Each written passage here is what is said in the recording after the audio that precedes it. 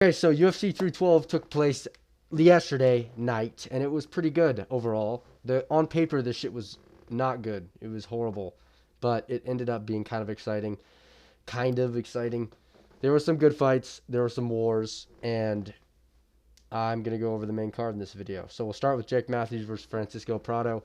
I went with Jake Matthews. I thought he was gonna be able to out experience and out grit Francisco Prado in the later rounds, and he did that pretty much.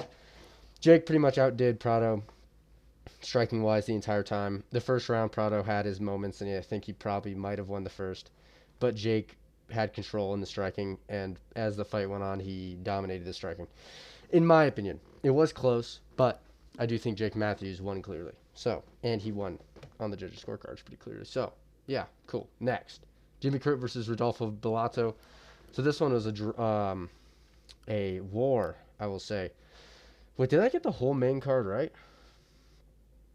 I did get the whole main card right. That is sick. All right, Rodolfo Bellato versus Jimmy Crute. I went with Bellato. I thought he was gonna be able to just beat up Jimmy Crute because I thought Jimmy Crute was bad. But Jimmy Crute had a very it was a draw. Never mind. I thought Jimmy Crute was gonna no not never mind. First round, Jimmy Crute does really good.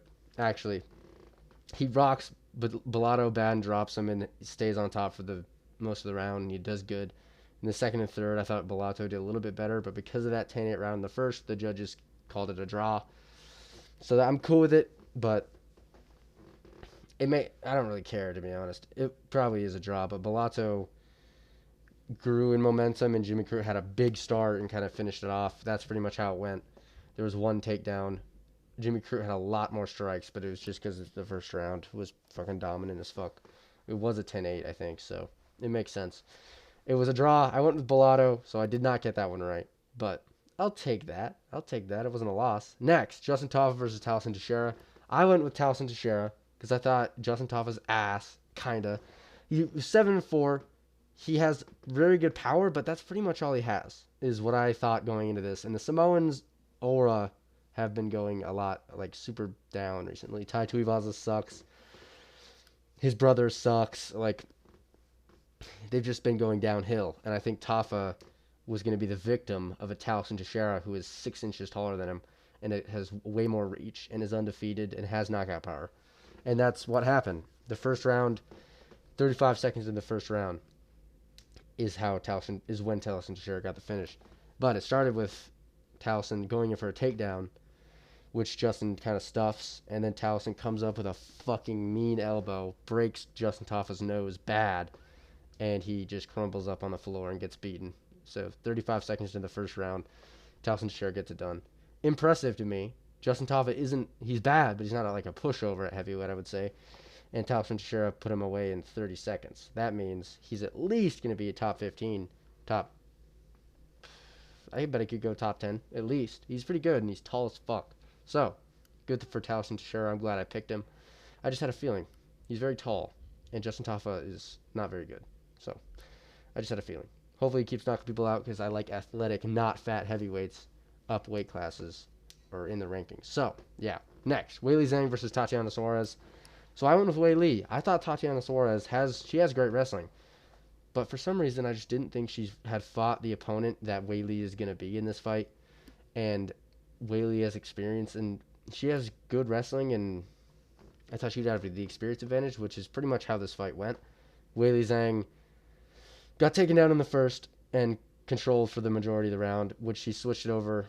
She reversed the position at the end of the round and had her own moments on top.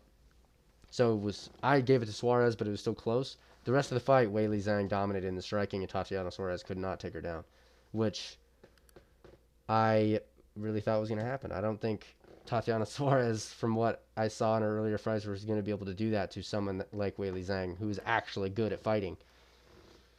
She stuffed everything, and her Tatiana Suarez's takedowns were horrible. They looked bad. Well, the one that I'm replaying in my brain over and over was really bad. She pretty much just ran across her like this, and it was really bad. But yeah, Weili Zhang gets it done, outstriking 232 total strikes to 63. Damn, boy. Weili Zhang dominated this fight on the feet for 4 through 5 of the 5 rounds. So Good for Weili Zhang. Glad I picked her. I knew that shit. I knew Tatiana Suarez's hype wasn't gonna fucking get past Zhang. Suarez is weird, and I'm glad she's not champ, even though I don't really care about these divisions. But yeah, it was kind of cool fight, I guess. It wasn't anything special, but I got it right. So, I'll take it. Dricus du Plessis versus Sean Strickland, the main event. This is interesting. I went with Dricus du Plessis to adapt better to Sean Strickland's style and push him harder this time. I said late round TKO or a decision, and he got the decision. Dricus got the decision, and this time there is no controversy. I will say nobody has a controversy. The only controversy is the funness of Strickland's performance, but we'll get to that. So it starts off Dricus putting on a striking pace, and Sean Strickland can't figure it out. Dricus does it in this fight. He really implements his game plan to a degree that Strickland can't figure out. I thought he won all 5.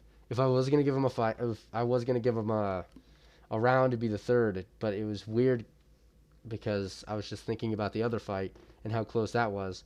But in reality, Dricus was dominating this fight on the feet in his weird, goofy style, which he did tidy up pretty good. Dricus did not look as sloppy at all. He was throwing up really clean lead head kicks and spinning shit, which looked sick, to be honest. His lead kick was devastating, and Strickland couldn't really figure out what to throw besides... I mean, he always does this, which is... Well, I'm going to get into the fan opinion and how MMA fans are actually stupid as fuck.